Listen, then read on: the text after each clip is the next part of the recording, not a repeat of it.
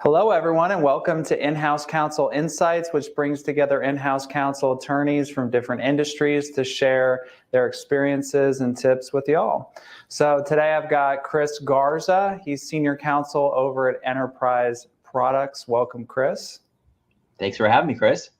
I will admit, so I'm a Florida boy. You know, I've been in Texas for 12 years. When I first moved to Texas, I was worked out in a gym across the street. So we had some Enterprise folks, and one of the attorneys, he's no longer there.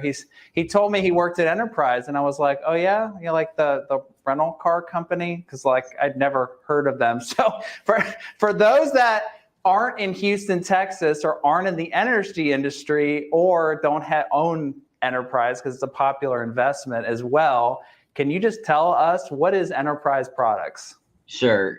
We get that a lot. A lot of people are familiar with Enterprise Rent-A-Car. This is nothing at all affiliated with that company. It's a totally different company. We're actually Fortune 100. Since I've been here, and I started in 2017, the company has grown. So that's been really fun to watch the growth of the company. We're Fortune 100. We are primarily what's called a midstream company. Some people call us a midstream giant. We're probably one of the top three pipeline companies. And that's what midstream is. For those not familiar, it's downstream, which is typically refining. Upstream is going to be your exploration and production. And midstream is getting it from upstream to downstream, from point A to point B. So we've also been called like the Amazon of the hydrocarbon industry. We get places from point to I like point. that. Yeah, so that's some of our executive team members have called it that, and explained the company to various meetings, just to educate some people about the company. So we have, I think, on our website, I believe it's like 50,000 miles of pipeline in the United States. We mostly are in Texas and Louisiana, but we also have pipeline assets that stretch all the way up to the Rockies, up north, and then up in the Midwest. And then we also have assets up in the East Coast in Pennsylvania, New York, and on through the Southeast through various acquisitions. We also are involved in what's called fractionation. We have many fractionating units in Texas. And we have various other facilities that are related to our transportation of hydrocarbon business. Okay, that was really helpful. And I always think this is interesting, is sometimes the size of legal departments at larger companies. Because I was general counsel, but it was a much smaller company. But then I've known people that have been in-house attorneys at larger companies, and it's actually like working at a law firm, right? Yes. So, and I think you have some mixed experience there too with sizes of legal departments. So can you maybe go into that a little bit? Like, how big is the legal department? And then have you always worked in legal departments of that size? That's a really good question. So I've been in 3 legal departments in my career. I started off at King & Spalding here in Houston, and then went in-house in 2007 to Citgo. And our legal department there was about 12 lawyers. And I have not been in a legal department that's, kind of what you would say 100 plus or even 50 plus. I know that depends on where you are, but the legal department here at Enterprise, I believe we're less than 20 attorneys. Oh, okay. Yes. And so, and there may be somewhat of a trend in some companies to kind of have a smaller but experienced legal department. All of our lawyers here are experienced. I would say at least 10 years out of law school. I'm a little over 20 years out of law school. So everyone's pretty experienced. Everyone's pretty well versed and covers a lot of ground here. So it makes for a lot of interesting projects, and also makes for a lot of engagement and interaction with your internal clients here at the company.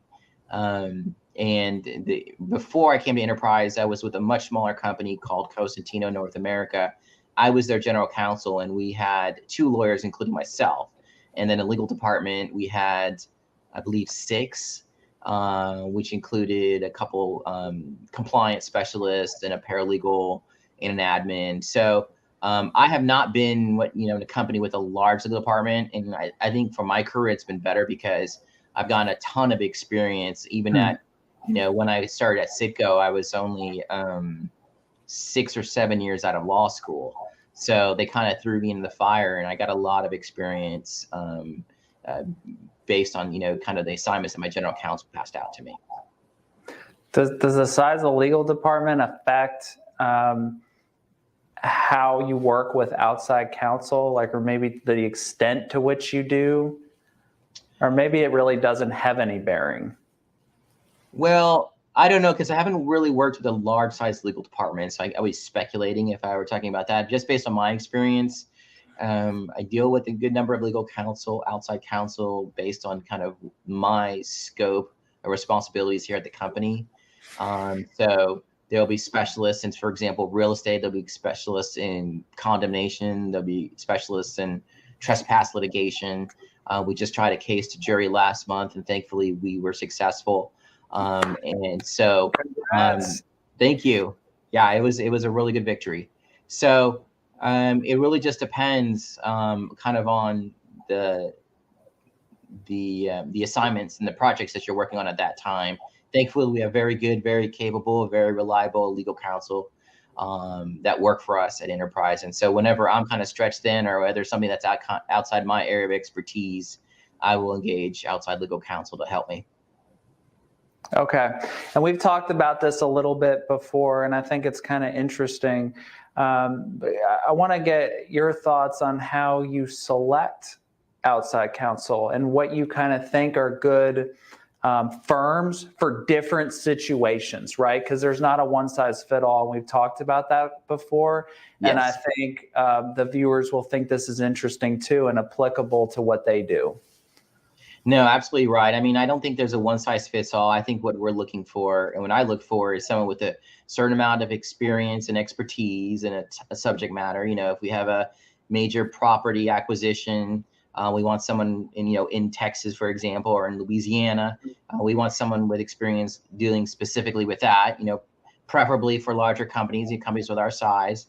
We want someone that's experienced not only dealing with in-house counsel like myself, but also with my internal clients, which are non-lawyers. So I think that's helpful to have experience not only dealing with lawyers, but also non-lawyers. And then, dealing and understanding with our corporate culture, getting things done very timely, getting things, being very responsive, always responding to emails. If there's an expectation that we need a red line in the next 2 days, that they meet those expectations. I think where outside counsel get into trouble is where they set expectations that they can't meet. And so we deliver those expectations to our internal clients, and they're under the gun.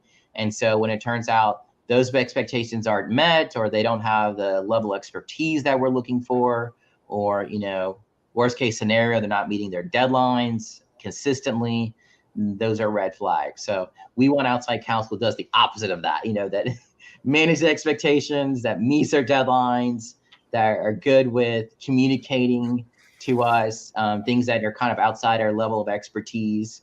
And so not only do, the best case situation is where I'm learning as a lawyer. And so I'm able to take that knowledge and carry it over to my internal clients. And so they also are in part of that learning experience of, we weren't able, something that we weren't familiar with before. And now we do have a little bit of knowledge on that. I love it. Thank you. I want to go back to the jury trial just because it's so recent and it's interesting. We need to be careful here, though, both of us, that we don't divulge any privileged information. I know we will.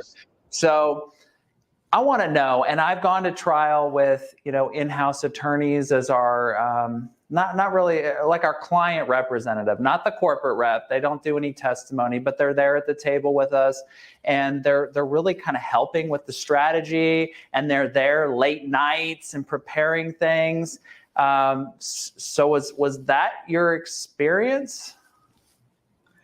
My experience as in-house is basically to assist outside in any way I can. We are part of a team. As you know, trial is a very stressful experience. mostly for outside counsel. But, in-house, of course, we want to win because right. We want to show our people on the inside that we could go to trial and we can win cases, right? Because it looks good for all of us. We definitely don't want to, as in-house counsel, add to a very stressful situation by just injecting crazy demands or putting additional stressful type of situations or comments or criticisms where it's not warranted. So that was kind of my approach to this trial. Most of my cases don't go to trial. So it was kind of fun, but also very nerve-wracking to go to trial in this matter because you never know. I mean, we thought going into it, we had a good case, but you never know how things, especially before a jury, are going to wind up. So I'm also there to kind of help our work with our employees that are witnesses at the trial to kind of hold their hand, get them ready, right. Communicate expectations. We had 2 witnesses at trial that had already been deposed. But of course, as you know, being deposed in an office is totally different than testifying at trial before a jury and a judge. Right. So helping them get ready is part of my job. And working with them, obviously before trial, but also, calming nerves and going through the trial situation with them. I was there at during every day of trial. It was a week-long trial. And so, I was there taking notes and listening. And if there's anything I can contribute or if there's any additional research, there was one spot where we had a lawyer in our department had a certain amount of expertise on something. And I sent him an email and said, I wanted to pick your brain on something. So just kind of things like that. Obviously being in-house, I kind of know a little bit more about how the company works and outside. And so to the extent that I can help with that and help our defense, that was my role. Okay. And at King and Spalding, you said you did like litigation appellate work? Yes, at King and Spalding, I was primarily an appellate lawyer.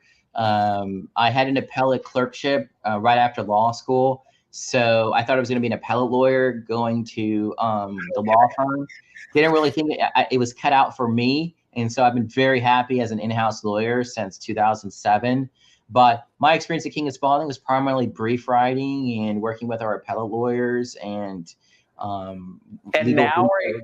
now are you more of a generalist?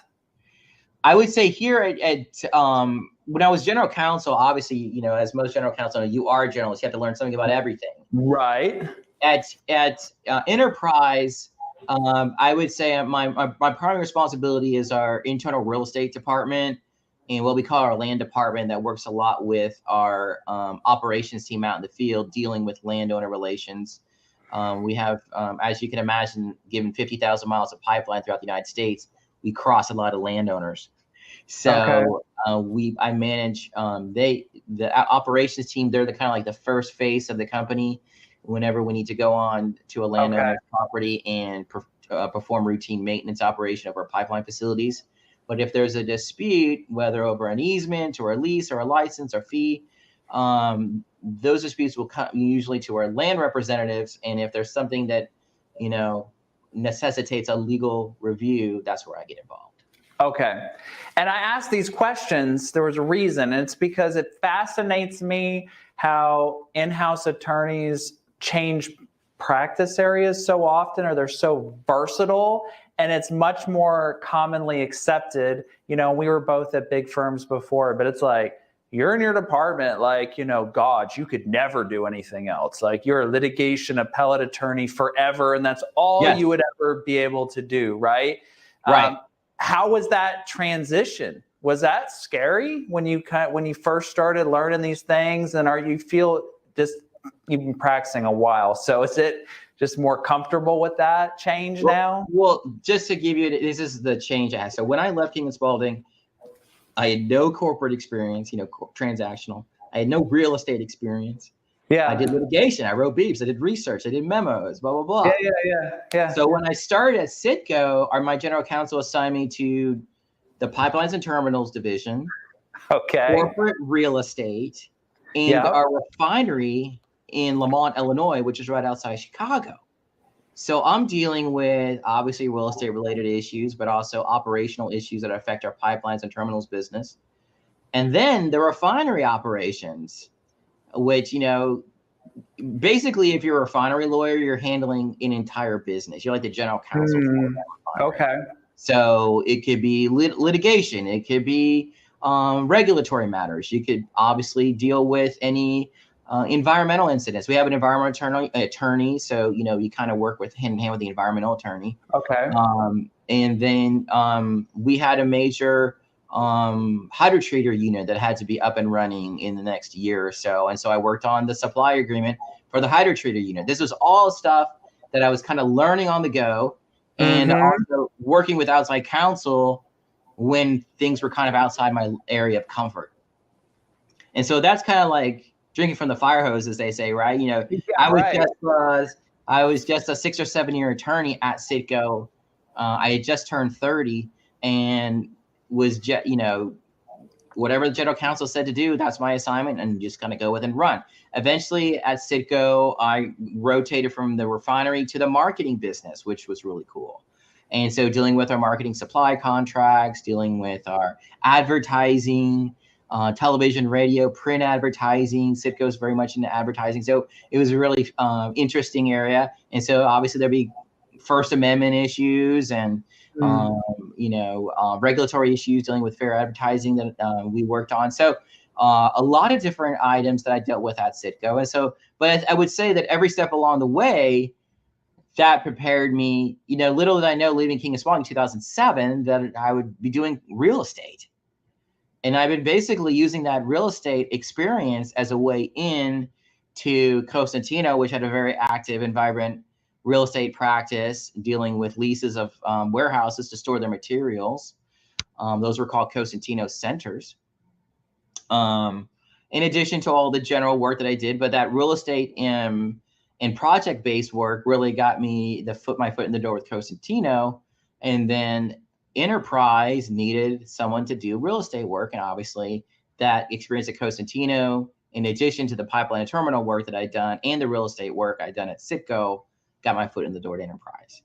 So I think as an in-house lawyer, you just have to be prepared that what you did as outside counsel, you may not be doing as in-house, but it's probably going to be to your benefit as far as, getting interesting work and developing a certain level of expertise that may help you not only within that company, but also maybe potential opportunities later on down the line.